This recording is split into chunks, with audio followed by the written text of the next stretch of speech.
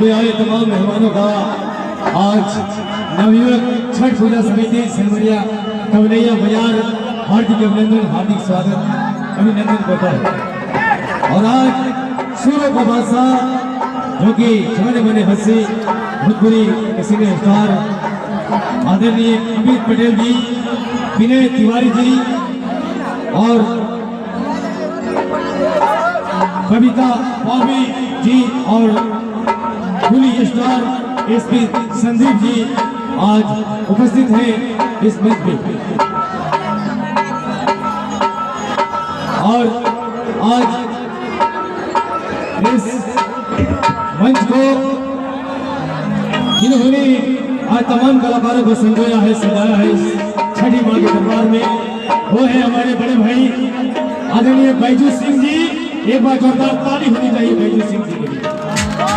और आज इस मंच का फीता काट कर उद्घाटन करेंगे आदरणीय बैजू सिंह जी। मैं चाहूंगा कि एक बार जोरदार ताली होनी चाहिए आदरणीय बैजू सिंह जी के लिए, क्योंकि आज इस पावन छठी माँ के दरबार में आज मंच का उद्घाटन कर रहे हैं। एक बार जोरदार ताली होनी चाहिए।